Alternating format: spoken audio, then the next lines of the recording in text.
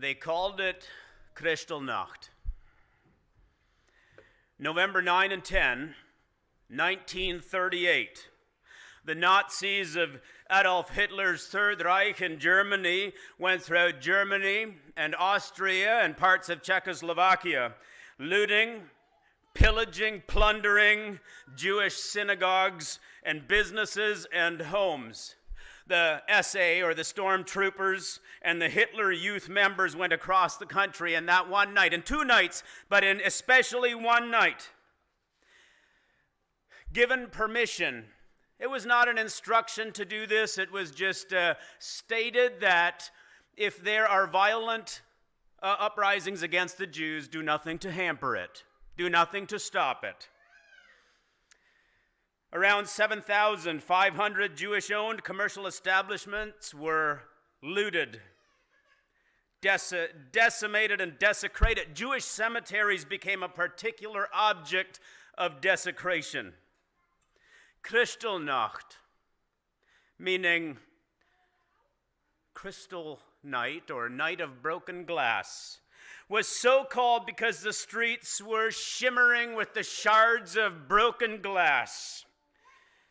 It appeared to be like a sea of crystal, a nationwide pogrom, which is an official violence and persecution against the Jews, had started. Over 100 people were killed that night, and scholars suggest that a few hundred more died in the following days as from results of the violence.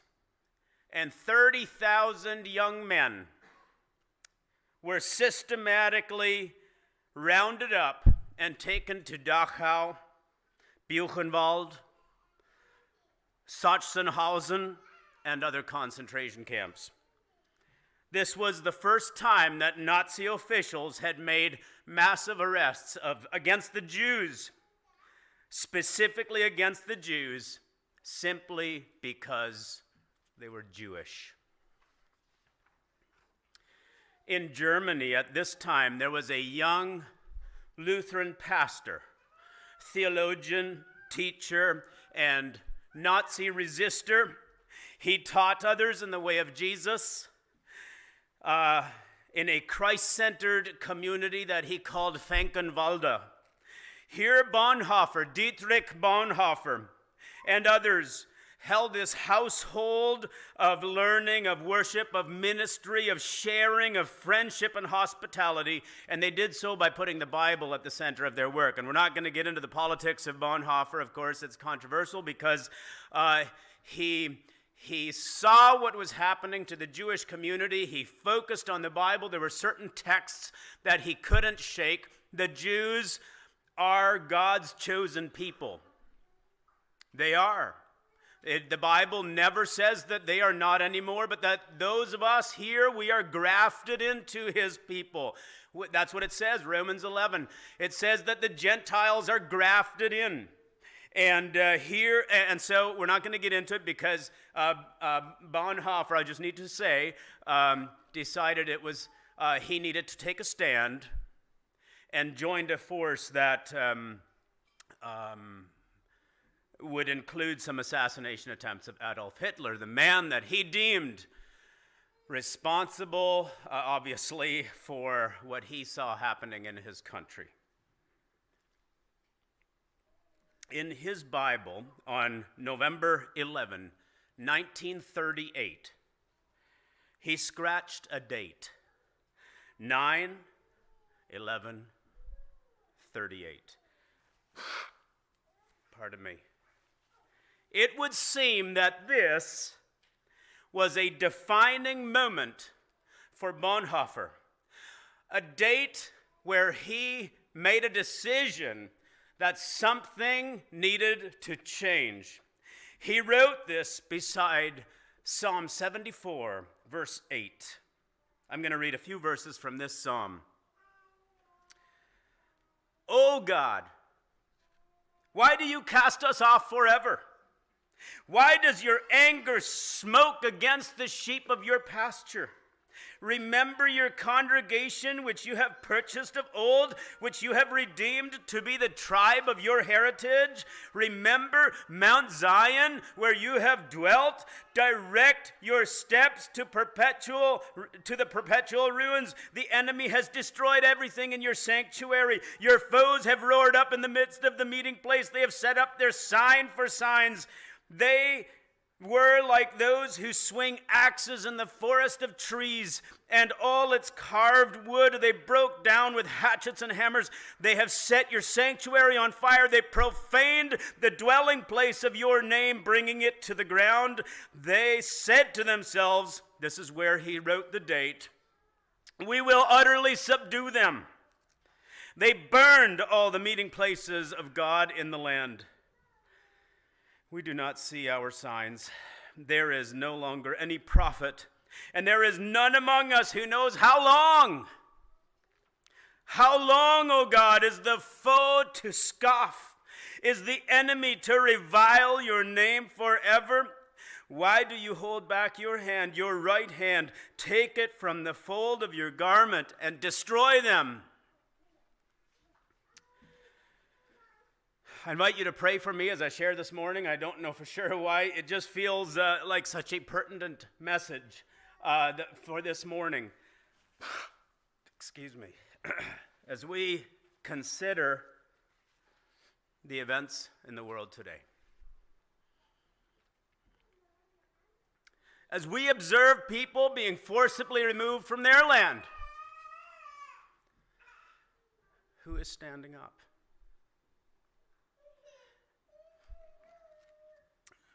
For those who have studied history, there are stark parallels. And I just pray for God's mercy to be on our land. This morning's sermon is entitled Defining Moments. And I'm excited. It's the fifth sermon from the book of Esther. Defining moments. What is a defining moment? A defining moment is a point in your life when you are urged to make a pivotal decision. Perhaps something that will fundamentally change you or the trajectory of your life. A defining moment may have a transformative effect on you and on those around you. Esther and Mordecai in Esther chapter 4 are going to need to make some defining decisions. Some decisions that will have a dramatic effect on the direction of their life.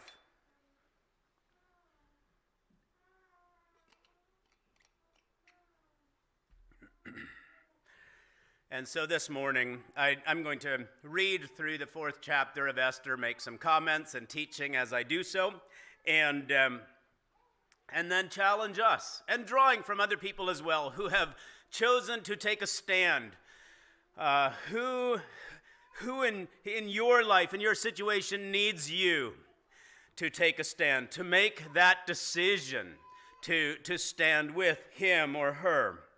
Let's just do a little recap, just for those who perhaps have not been here for the last number of weeks. What's happening in the book of Esther? Esther 1, King Ahasuerus, or Xerxes, same guy, he throws a massive party 6 months long. And the Persian Empire is the most powerful empire in the world. And he throws this party, and then after who knows how long a time, he invites his queen Vashti to come out and dance for him and his drunken buddies, and she refuses, and so he gets rid of her. In chapter 2, he is lonely. He decides he needs a new queen. He's probably quite upset because his military is not doing so well. See, King Xerxes seems that he can't be bothered with the small details of being a king, like governing. And so he's simply going from one party to the next, and so he goes on this 1 year long search for a queen. And it is there that he chooses Esther, and there's not really a good way to sugarcoat it. Esther has a night with the king, and he is his favorite, and is made queen. At the end of chapter 2, Mordecai, Esther's adopted dad, she was was a cousin, but raised Esther, foils. He has an official position at the king's gate, and so he's in the court there, and he foils an assassination plan of Ahasuerus, of the king. He gets the word into the king, and the assassins are tried in court. They're found guilty, and they're executed.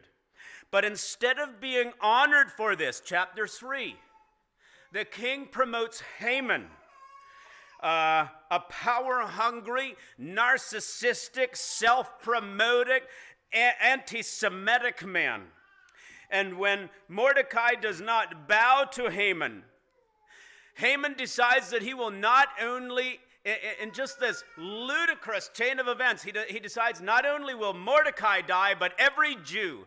And so he goes into Ahasuerus, the king, and he convinces him that the Jews, the captives in the land, must be eliminated. And so they have this way, they roll the dice until it lands correctly, and they decide on the 13th month of Adar, so about 11 months later, that on that date, the Jews would be killed. One day. There are millions of Jews. Neighbors were to participate in this. The Persians were to go to neighbors, kill them, and take their stuff. It was to happen in one day. Now, Mordecai and Esther find themselves in the middle of this conflict. Pardon me. See, our days are filled with moments. Sometimes in the middle of a conflict. Sometimes we end up with situations that we would never choose. Sometimes it's our own doing because of our own choices, and sometimes it is outside of our control. Moments. Maybe we would consider our moments as being menial, small, insignificant.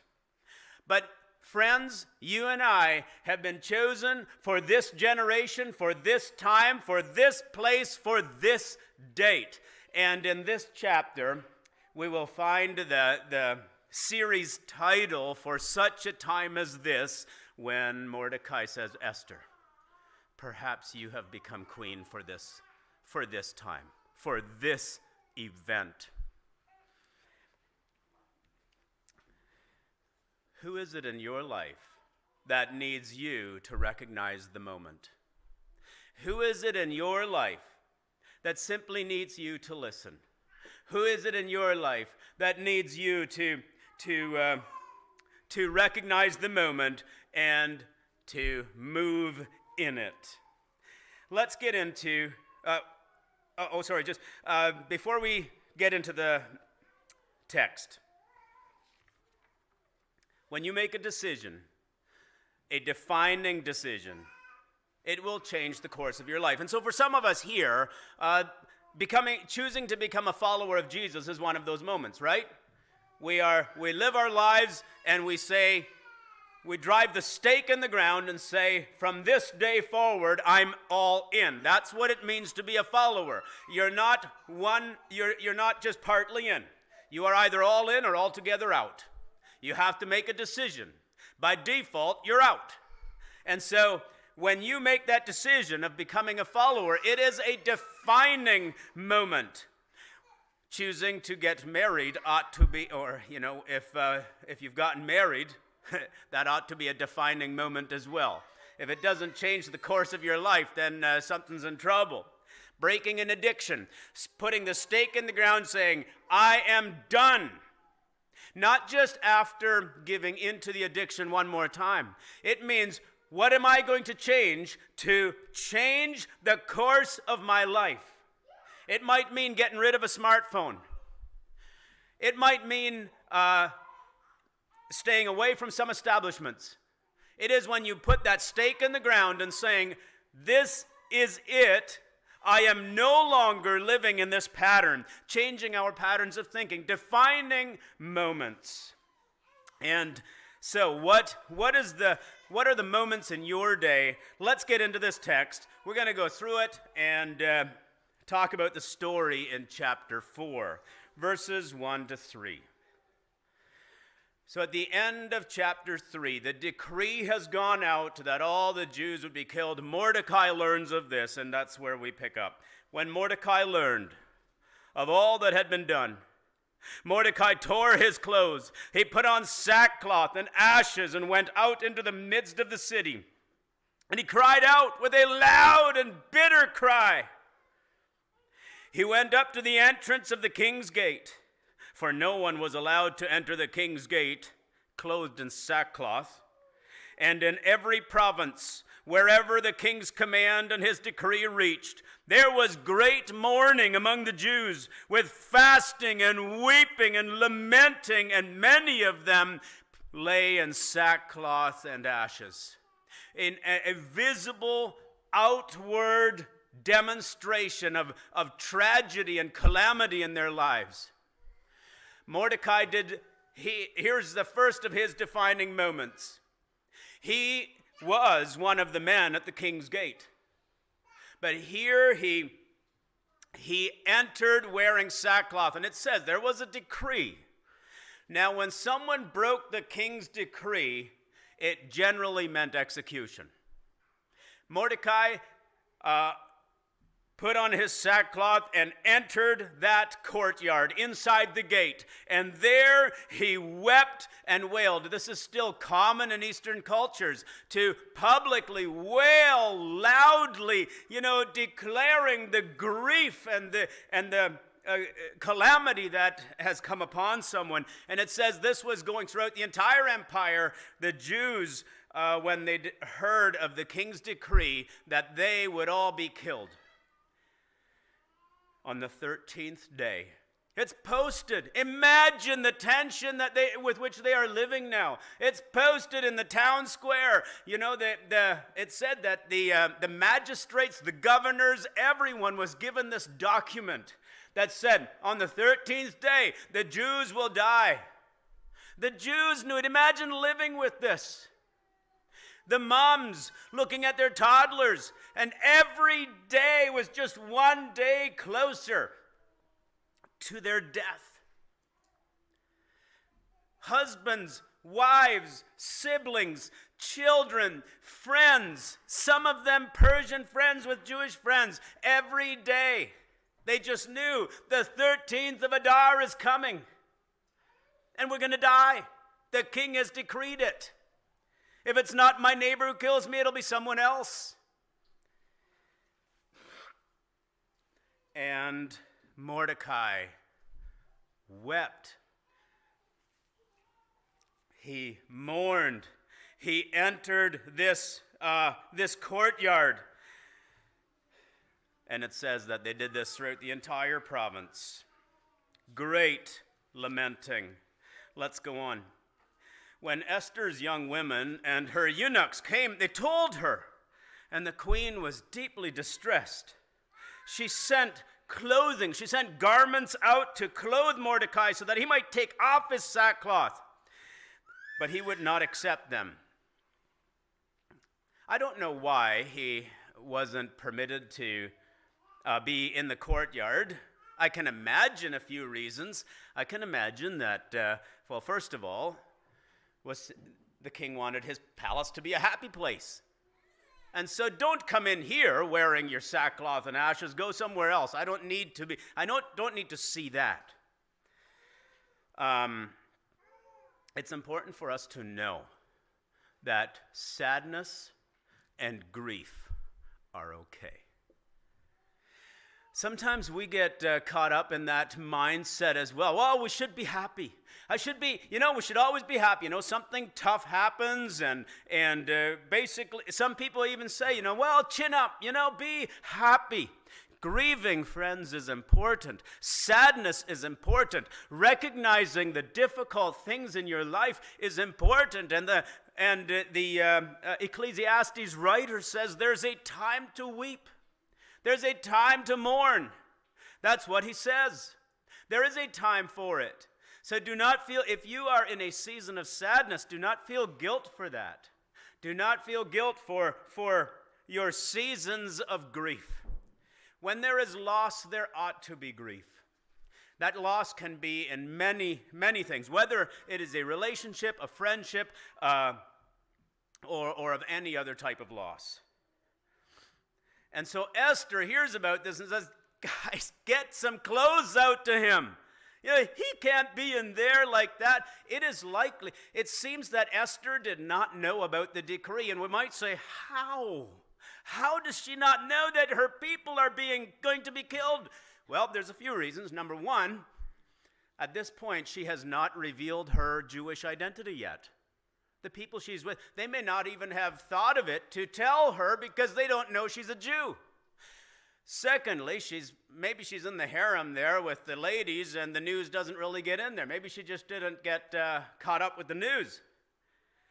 And Esther calls for Hathach, one of the king's eunuchs who had been appointed to attend her, and ordered him to go to Mordecai and learn why this was, what was going on. Hathach went out to Mordecai to the open square of the city in front of the king's gate.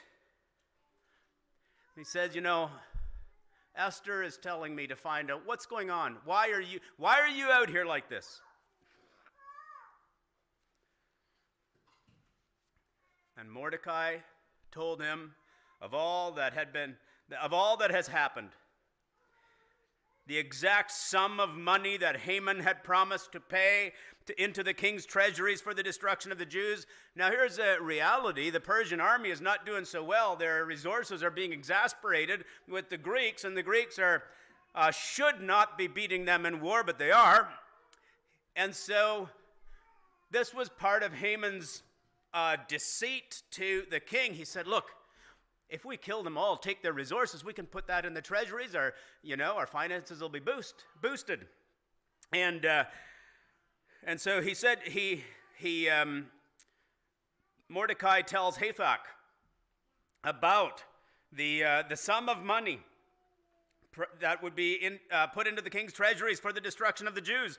Mordecai also gave him a copy of the written decree issued in Susa for their destruction, that he might go show it to Esther and explain it to her and command her to go to the king and beg and plead for his favor on the behalf of her people. And so Hathach took this message back to Esther, all that Mordecai had said.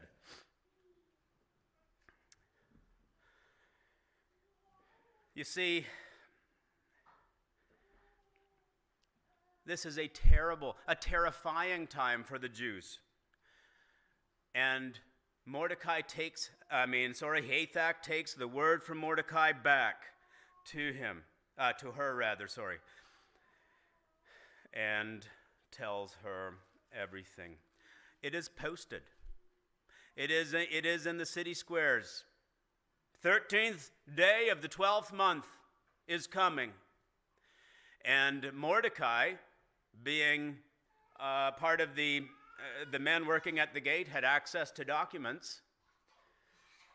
He had a document with the decree on it, with the signet ring stamped, the signet ring of the king.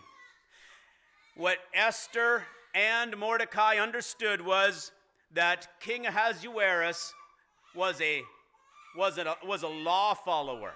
He obeyed the law, no matter how crazy they were. And Mordecai says, we need you to go in and beg. We need you to go plead on our behalf. Let's go on. And Esther spoke to Hathach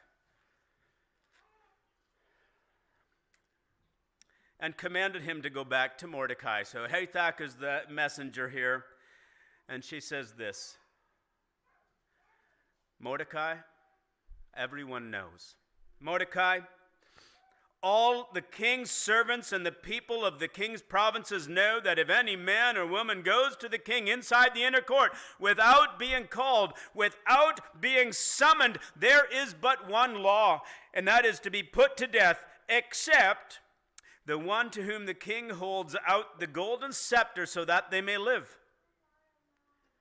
Mordecai, you know that it doesn't matter how crazy the law is, this king doesn't care. He kills people for any... Mordecai, you could die for having sackcloth on in the inner court. You know that if I go in there, I will likely die. Mordecai, you know the law. Everyone knows the law.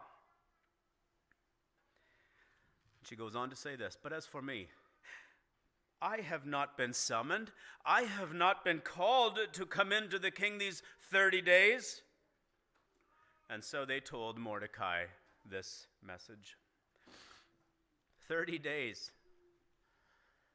Also says something, so she's the queen, and she can only come into his presence if she is called upon, if she is summoned. Esther's situation is not glorious. It is likely that Mordecai is thinking, Esther, I know you didn't ask for this position. Remember, this was not a volunteer beauty pageant. When they searched for the most beautiful virgins, they went out throughout the kingdom and they brought them in. This was not a choice. This was not voluntary. Mordecai may have been thinking, Esther, my heart breaks for you.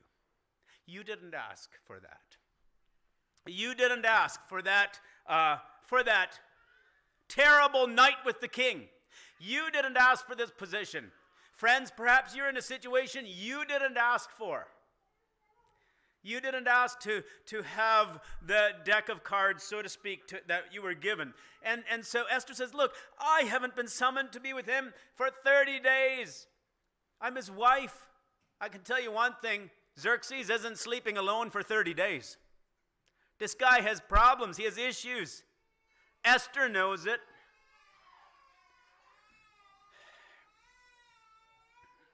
And she says, I have not been summoned. I can't go in. Our next few verses now bring us to likely the most popular verse in the book of Esther. Esther, perhaps this is your defining moment. Mordecai told them to go back to Esther. Do not think that you have come to the king's...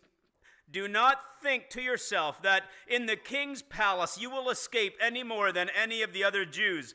For if you keep silent at this time, our Yahweh, our Jehovah, he will deliver us. But do not think that you will be delivered, Esther. For if you don't stand, if you don't speak, if you keep silent at this time, relief and deliverance will rise for the Jews from another place. But you and your father's house will perish.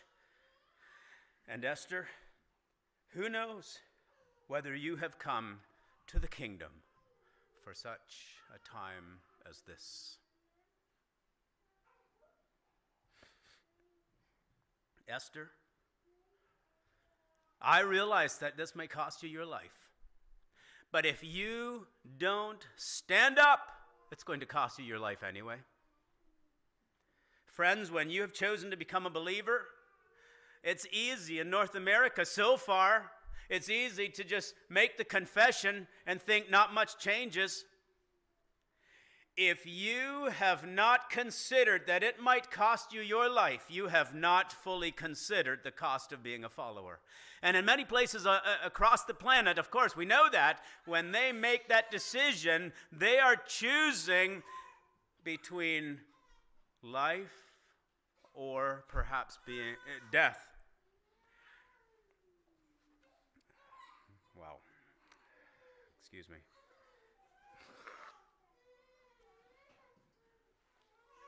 What I like about about Mordecai, is that his faith in Yahweh, he says, and that is the Old Testament name for God, he says, he's going to deliver because we are his people. If you don't stand up, help is going to come. Help will come from someone. But Esther, maybe this is your defining moment. Maybe this is it. Perhaps God brought you through that terrible night, allowed you to be chosen, allows you to be in the inner court. Maybe this is it. Maybe this is the defining moment. Let's go on. There have been many people throughout history. It was easy for me to come up with examples of people who have decided that this is my defining moment. They didn't know it at the time. It's never the wrong time to do the right thing. Don't ever forget that. It is always the right time to do the right thing. Sometimes that's just a hard thing, and we don't even know, we don't recognize those defining moments in the moment.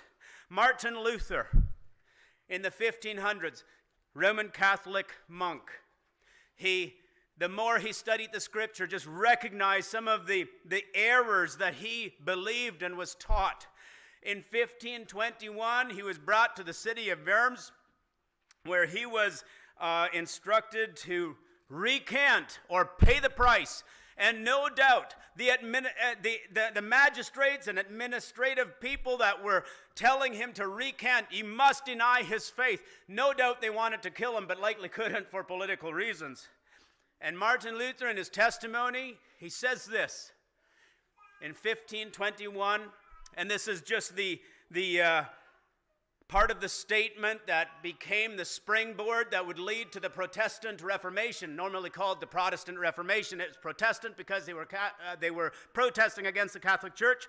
This was a decisive blow against Catholicism in Europe, and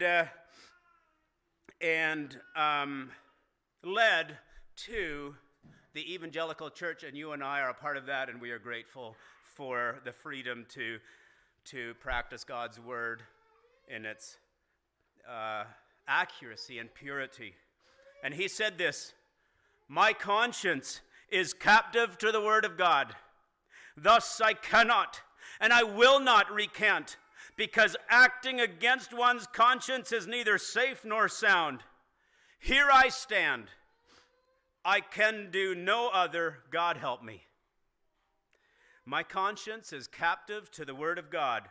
Thus I cannot and will not recant, because acting against one's conscience is neither safe nor sound.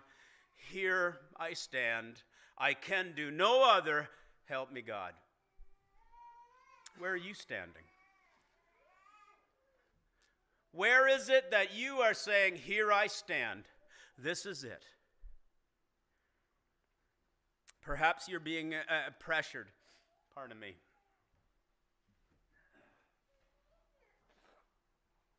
Perhaps you're being pressured to embrace views contrary to the ways of Jesus. Maybe it's at work, and you say, "Here I stand." Maybe there's a friend of yours who is struggling, and you're like, "Oh, I don't have time." This is your moment. You were brought to this person for this time, for such a time as this, and it is time for you to go, "Here I stand." Maybe it's a person struggling. Maybe it's a person grieving. Maybe it's a person that just is lonely. And you know it, but I don't have time. Friends, here I stand. I was put into this place for this time. The next generation may be different because of your defining moment. You just don't know it. Most of the time, we don't even recognize when those defining moments are, because they are but a moment and a decision. You're at an event or a party, and you know that if you stay any longer, you're going to make bad decisions. Here I stand. I need to leave now. "Oh, come on, have another one. You're okay. It's not a big deal." Here I stand. Your marriage might be struggling. Maybe it is lacked joy. And you need to have a defining moment where you say, this is the marriage for me. Here I stand. I'm making a decision today. I have not been there for my spouse. I have not been kind. I have not been considerate. I have not loved well. I have not served. Here I stand. Today marks the day. You encircle it on the calendar, sort of like Bonhoeffer wrote the date in his Bible. As far as I know, it's the only date he etched into the margins. And somewhat in a similar way, when you and I make those decisions, we can circle the date on the calendar and say, from this day forward. Maybe you're a parent with a wayward child, and you say, I quit. I give up. I have no idea what God is doing right now.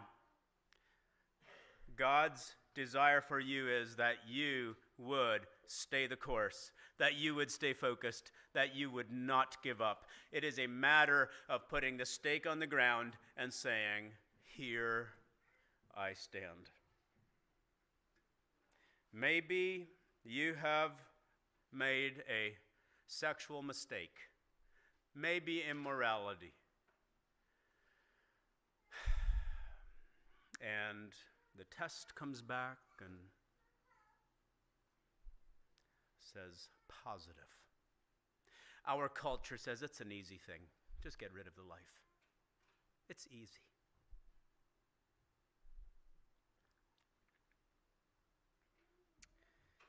Here I stand.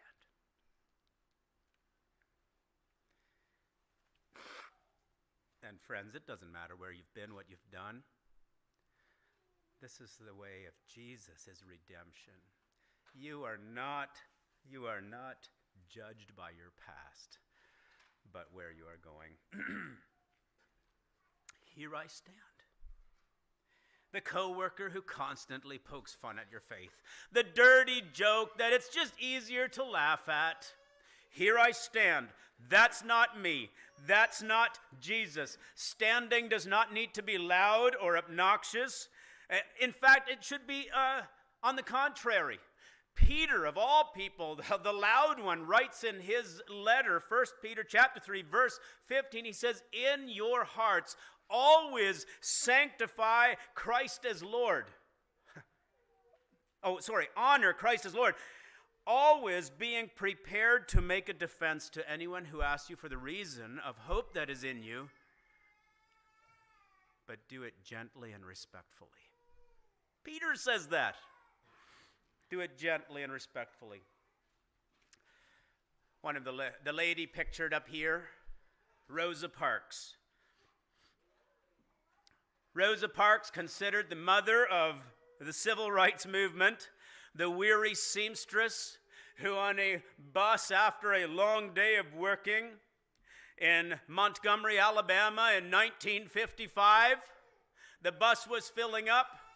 It was segregated, no black people in this section, and if you were a black woman, by all means, if a white man came in, it was just automatic for you to stand up and to give him the seat. And Rosa Parks stood up by sitting down. Rosa Parks took a stand, and that moment in time, she was arrested for sitting down, and that moment, that decision started the Montgomery bus boycott. 17,000 black civilians in Alabama no longer used the buses. What did that mean for them? It meant a lot of walking. They also worked together to give each other rides. It came with tremendous sacrifice. But it also got the attention of a young Baptist preacher by the name of Martin Luther King Jr., who helped organize the Montgomery bus line boycott, pictured here. And Martin Luther King Jr., leader of the American Civil Rights Movement, it would cost him his life. Every one of his protests was peaceful. He preached nonviolence and was assassinated when giving a speech in Tennessee.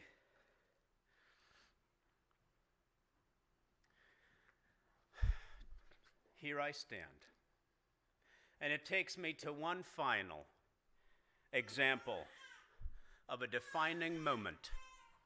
A defining moment that changed the course of history. And this was but a man in a garden outside of Jerusalem who was wrestling with the call of his Father on his life. And Jesus wrestled against the temptation to recant, against the temptation to give in. And he said, Father, if there's another way, take it away. Give that other way to me. There's got to be another way. I don't want to do this. That was the struggle. And Jesus, in that defining moment, said, but not my will. But God, if this is it, here I stand, send me. The final verses of chapter 4 in Esther. And Esther, so Hathach comes back and he says, this is what Mordecai is asking, that maybe this is your time. And Esther told them to reply to Mordecai, go and gather all the Jews to be found in Susa, and hold a fast on my behalf. Do not eat or drink for 3 days, night or day. I and my young women will fast also as you do, and then I will go to the king. And though it is against the law, if I perish, I perish. And so Mordecai went and did everything as Esther had ordered him.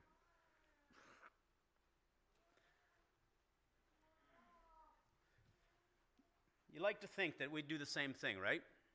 We would do that. Friends, hardly. Unless we are willing to stand up for the one who is bullied. Unless we are willing to take a stand with the disadvantaged. Unless we are willing to stand with the unpopular. Unless we are willing to have compassion on the illegal immigrant. Unless we're willing to do those things, we would not go into the king. It is likely that Esther is a late teen at best. She's young. But here, perhaps up until now, we've gone, come on, Esther, reveal your identity. Why are you hiding? Are you ashamed? This is the big moment for her. This is where we high-five her. This is where we say, Esther, way to go, girl. You got this. If I perish, I'm going to die. She is all in. Jesus said this to his disciples. If any man wants to come after me, let him deny himself, take up his cross, and follow me.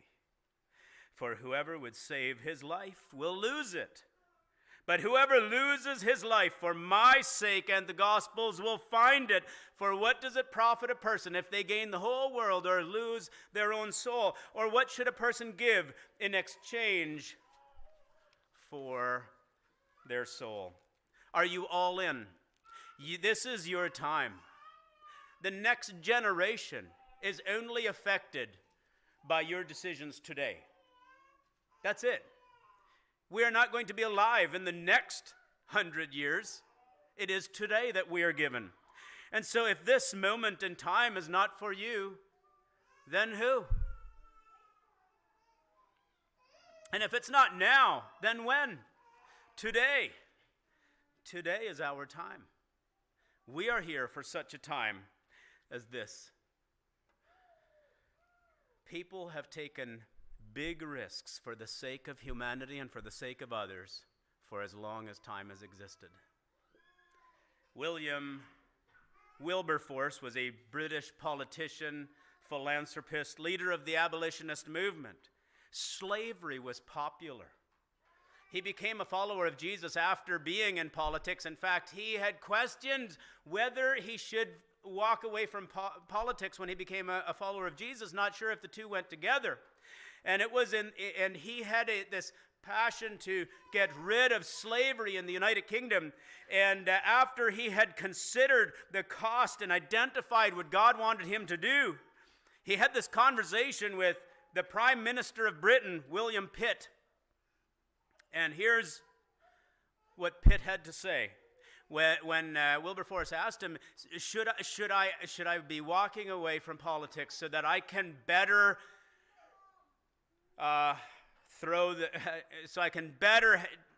abolish slavery? And Pitt told him this: do not lose time do not lose time. So if not now, then when? Do not lose time, or the ground will be occupied by another. He said, stay here. It reminds me of having a conversation with the Waterloo Harold Albright. This was in Ottawa one time when we were visiting, and he was the member of Parliament there, and former pastor, served also with Dentists Without Borders or something like that.